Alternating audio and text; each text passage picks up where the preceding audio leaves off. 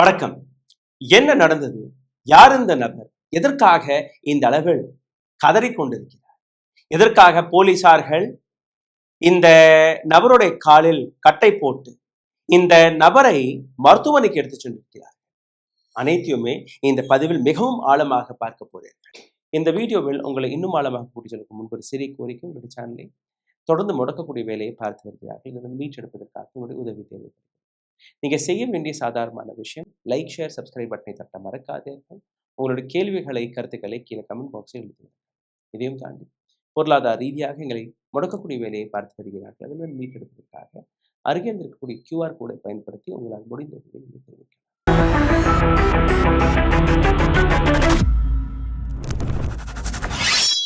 ஓ, அப்ப அந்த mister and Mrs perfect உண்மையிலேயே வர்த். நரம்பு தளர்ச்சியிலிருந்து விடுபட்டு உடம்பு ஒரு புது வீரியம் பெற மா நேச்சுரல்ஸோட மிஸ்டர் பெர்ஃபெக்ட்டை யூஸ் பண்ணுங்க. திங்கட்கிழமை அன்று இரவு இந்த சம்பவம் நடந்திருக்கிறது. ஒரு 10-11 வயது இருக்கும் ஒரு பெண் குழந்தை, ஒரு ஏழையான பெண் குழந்தை, ரோடுகளில் வசிக்கக்கூடிய இந்த நபர்கள் சிக்னல்ல பலூன் விற்கக்கூடிய வேலையை பார்த்து வருகிறது. இந்த பெண்ணுடைய குடும்பம் எல்லாருமே ரோட்ல தான் வசித்து வருகிறார்கள். டெல்லி குடகாவ் ரோட்ல காலை 4 மணி இருக்கும். இந்த குழந்தை உறங்கிக் கொண்டிருக்கும் போது திடீர் என்று ஒரு கார் வந்து நிற்கிறது, வெள்ளை கலர் வேகனார்.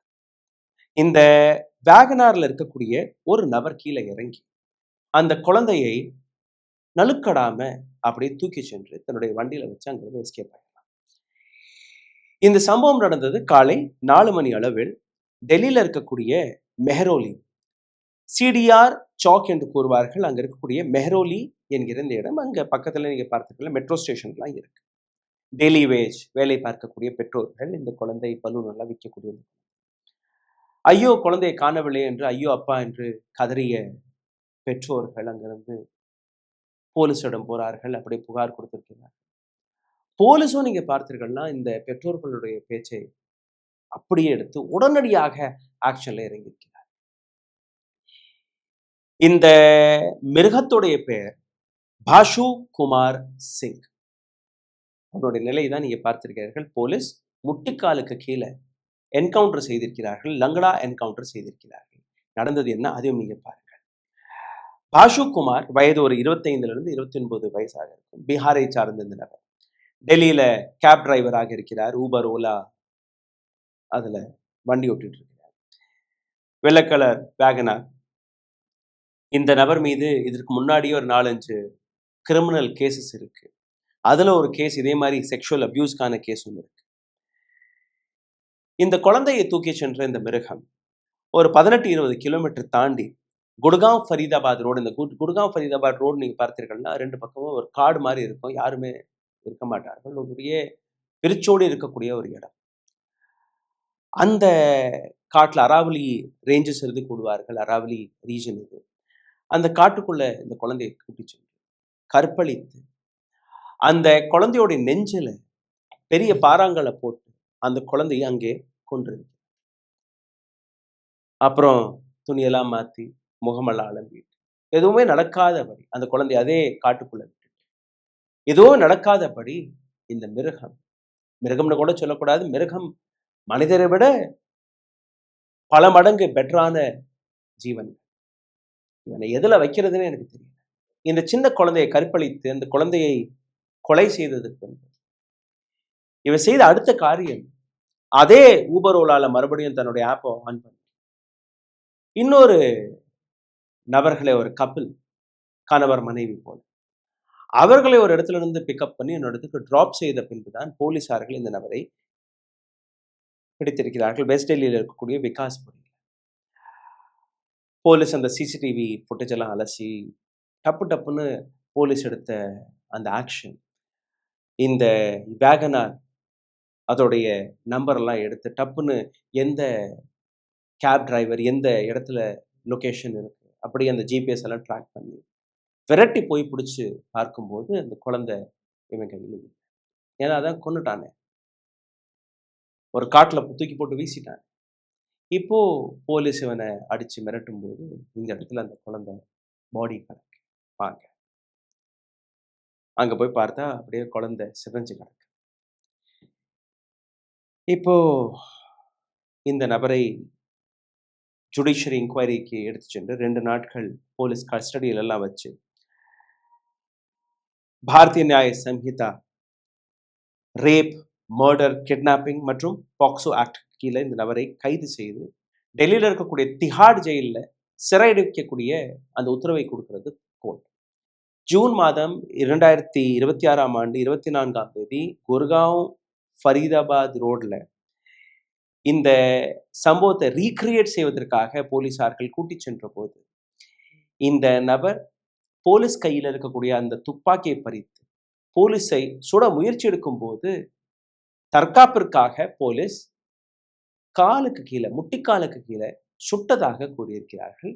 இதை லங்கடா என்கவுண்டர் என்கிற ஒரு பேர்ல போலீஸ் எடுத்து வைக்கிறார். அதாவது இந்த மாதிரியான கிரிமினல்ஸ்களுக்கு அன்அஃபிஷியலாக ஒரு என்கவுண்டர் செய்து அவர்களுடைய வாழ்க்கையை முடிக்கிறது. அதாவது நான் இனி வாழ்க்கை முழுவதும் நொண்டியாக தான் இந்த நபர் இருக்கணும். நிச்சயமாக கேட்கும்போது மனது நிறைவாக இருக்கிறது. இது போன்ற சம்பவங்கள், இது போன்ற கிரிமினல்ஸ்களுக்கு இதுதான் ஒரு சரியான வழி. இன்னும் சொல்ல போனால் வேற இடத்துல சுட்டிருக்கோம்.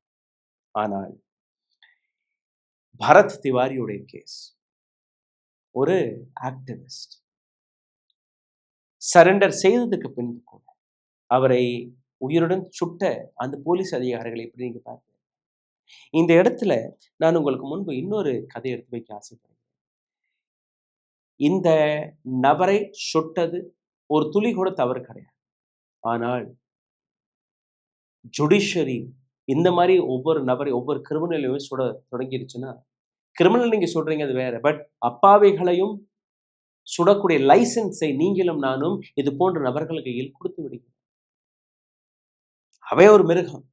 ஆனால் இந்த சாக்கை வைத்து போலீசார்கள் தன்னுடைய இமேஜை காப்பாற்றுவதற்காக அப்பாவிகளையும் கொண்டு வருகிறார்கள். அதையும் நீங்க பாருங்க. டாக்டர் பிரியங்காவுடைய ரேப் அண்ட் மர்டர் கேஸ் உங்களுக்கு ஞாபகம் இருக்கும். 2019ஆம் ஆண்டு ஹைதராபாத்ல ஒரு வெட்டினரி டாக்டர், இதே 27, 28 வயது இருக்கும், வேலையை முடிச்சுட்டு திரும்பி வரும்போது ஆட்டோ எல்லாம் கிடைக்கல, வீட்டுக்கு ஃபோன் பண்ணியிருக்கு, அப்பா இந்த மாதிரி நான் இந்த இடத்துல நிற்கிறேன், எனக்கு டாக்ஸி கிடைக்கல, ஆட்டோ கிடைக்கல, நீங்க வந்துருங்க, மழை வேற பெய்யும். சரிம்மா நீ அங்கேயே நான் வர்றோம்னு டப்புன்னு அவங்க அப்பா அந்த இடத்துக்கு போய் பார்க்கும்போது அந்த பெண்ணை காணாம. பதறி போன தகப்பனார் வீட்டுக்கெல்லாம் ஃபோன் பண்ணியிருக்காரு, வந்துருச்சா அப்படின்னு. இல்லை வரல. இப்போ அங்க இருந்து நேரடியாக போலீஸ் ஸ்டேஷனுக்கு போயிருக்கிறார். போலீஸ் ஸ்டேஷன்ல போய் எஃப்ஐஆர் பதிவிட போகும்போது போலீசார்கள் கொடுத்த பதில், பொண்ணு யாரோடய ஓடி போயிருக்கோம், இல்லை வேற ஏதாவது ஹோட்டல்களை போய் பாரு, இதுக்கெல்லாம் நாங்க எஃப்ஐஆர் பதிவிட முடியும். அடுத்த நாள் காலையில எந்த இடத்துல அந்த பிரியங்கா காணாமல் போனது அங்கிருந்து ஒரு 500-600 மீட்டர் தொலைவில் ஒரு பாழடைந்து போன ஒரு கட்டடம், அதற்கு ஓரமாக ஒரு கருகி போன ஒரு பாடி கூட இல்லை, எலும்பு கூடு கிடைச்சிருக்கு, எரிஞ்சு போன. அங்க பார்த்த மக்கள் போலீஸ்க்கு ஃபோன் பண்ணி இப்படி சொன்னபோது, இந்த தகப்பனார் என்னோட மகளை காணவில்லை, இதே இடத்துல தான் காணவில்லை. அப்போ அந்த தகப்பனாரை கூப்பிட்டு வச்சு டிஎன்ஏ டெஸ்ட் எடுத்து பார்க்கும்போது அதே பெண் தான். இப்போ இன்வெஸ்டிகேஷன் நடக்கிறது. போலீஸ் மீது ஆக்ஷன் எடுப்பதற்காக பல்வேறு மக்கள் ரோட்ல இறங்குறாங்க. அன்னைக்கு இரவு அவர்கள் எஃப்ஐஆரை போட்டு தேடுதல் வேட்டையை தொடங்கியிருந்தார்கள். இந்த பெண்ணை காப்பாற்றியிருக்கலாமா?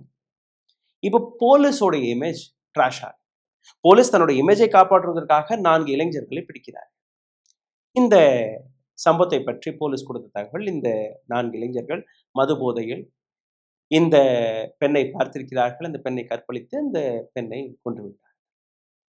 இப்போ இதே போலீஸ் இந்த 4 இளைஞர்களை ரீக்ரியேஷன் செய்வதற்காக அந்த சம்பவம் நடந்த இடத்திற்கு கூட்டிச் செல்லும் போது நீங்க பார்த்தீர்கள்னா அப்படியே மக்கள் 4 பக்கமும் மக்கள் கூட்டம், வெறி, கோபம், இவங்க கையில கிடைச்சுன்னா பிச்சு போட்டுடலாம். அங்க ரீக்ரியேஷன் நடக்கக்கூடிய அந்த இடத்துல இருந்து துப்பாக்கி சூடு வரும். 4 இளைஞர்கள் இந்த 4 கிரிமினல்ஸ்களையுமே போட்டு தள்ளி விட்டதாக ஒரு தகவல். தப்பியோட பார்த்தாங்க, எங்க கையில இருந்த துப்பாக்கியை பறிச்சுட்டாங்க, எங்க மீது தாக்குதல் நடத்த பார்த்தாங்க, அதனால நாங்க போட்டோம். இப்போ எங்களுக்கு இதுதான் ஜஸ்டிஸ். மக்களுடைய அந்த சந்தோஷத்தை நீங்க பார்க்கணும். அப்படியே மேல இருந்து பூ மலர்களை போடுவது அப்படியே லைவ்ல வருது. எப்படி ஹைதராபாத் போலீஸ் செயல்பட்டது.